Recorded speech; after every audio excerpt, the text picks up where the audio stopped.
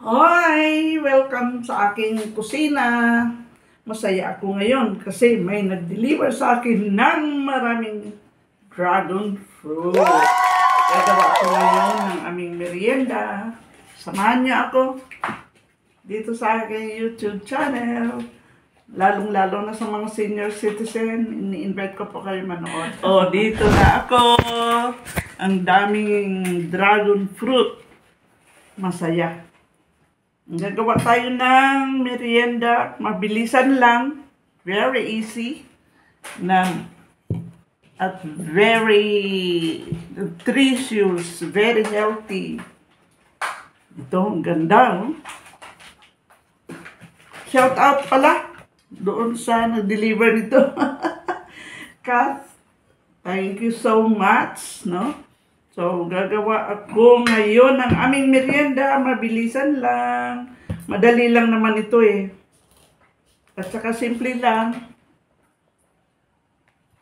Ito, para makita nyo.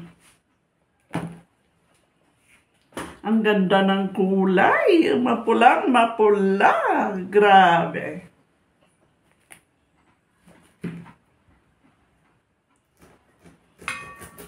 Cut ko muna ito.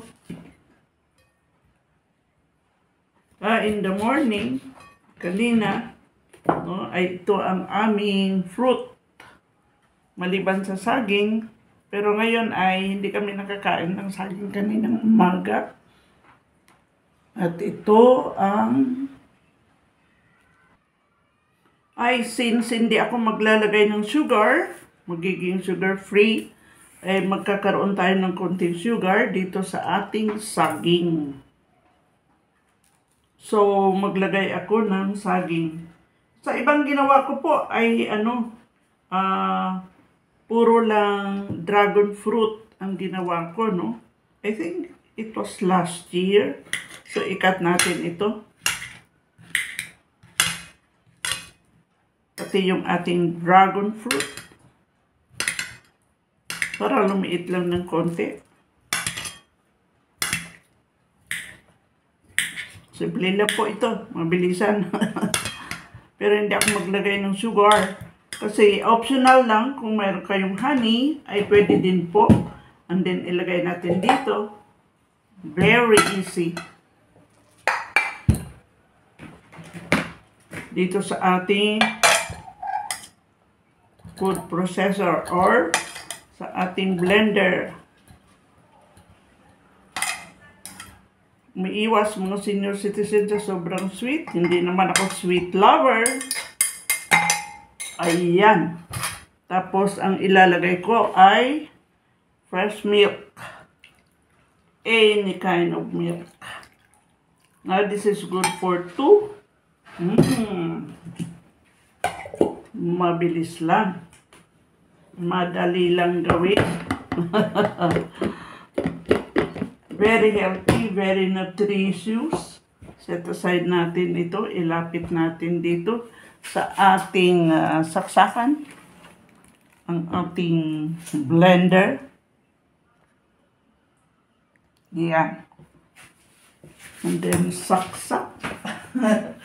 Ito sa ating saksakan. Yeah.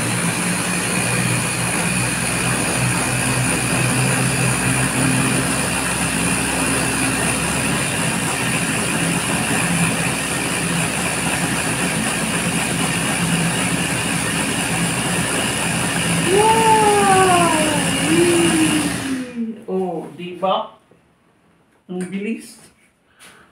Madali lang gawin. Tingnan natin. Wow! Violet na violet. Optional, pwede kayo maglagay ng ice kung gusto niyo malamig. Pero, ayoko naman ng sobrang malamig. Maglagay ako dito sa aming glass. Oops! To the brim. Ay! Tamang-tama lang. O, diba? Good for 2. See? Wow. Lagyan natin nito. Para ang senior ay sisip-sip lamang. Ayan. At ito na po yung ating shake na dragon fruit banana milkshake. Wow. O diba? Kaaya-aya. Let's eat. Tikman natin. Wala tayong nilagay na iba pa, no? Mga kung ano-ano, mga cream, milk lang ang nilagay ko. Okay? Tikman ko, ha? Masarap. Kahit walang sugar, kasi ang banana ay matamis. No? Hindi naman sobrang matamis. Actually, kasi maniba lang po ang kinuha ko. Ang medyo green pa yung kanyang puno dito, no? Hindi po siya yung overripe kind of banana. Lagay akong banana, healthy din, no? At saka itong yung ating dragon fruit na very healthy, no? Hindi siya masyadong matamis. Ang dragon fruit ay okay sa senior citizen kasi hindi siya sobrang matamis. Masarap po. Hindi ako naglagay ng ice kasi optional naman. Pwede naman maglagay ng ice kung gusto niyo na malamig. Yung mga sanay sa malamig.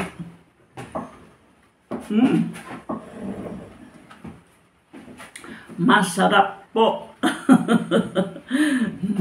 Tanggalin ko muna yung dito. Ay kasi pwede ito kainin eh. Yung dragon fruit. Kanina yan ang aming fruit. Let's drink to that. Masarap. See? Thank you for watching my vlog. At kung ngayon season ng dragon fruit, no? Ay pwede tayo kumain kahit na araw-araw, okay lang naman yan. Fruits and vegetables every day. Yan ang ina-advise sa atin, ang mga senior citizen. So, thank you. Shout out doon sa kay Kat, nag-deliver nito. Mga prutas po namin dito, no, sa aming village ay dinideliver lang door to door. Marami. Anong gusto mo? Avocado? Later, you will see ay coming ang aking avocado. Na kung gusto niyo na mayroon kayong sinisip-sip everyday. Masarap. Pwede naman yung pure na dragon fruit. No? Importante may fruits ang senior citizen. Thank you for watching my vlog. Bye-bye. See you in my next vlog or in my next video. God bless us all. Ito yung aking merienda today.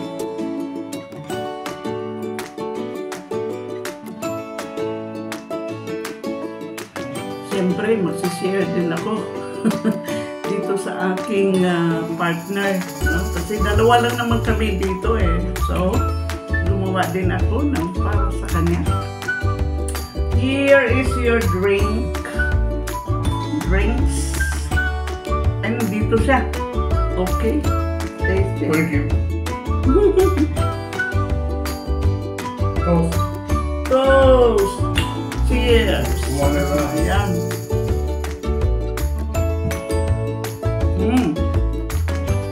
Sarap, no? Grabe. Busog na. At may sobra pa doon ng konti, kaya ubusin natin. Bye-bye!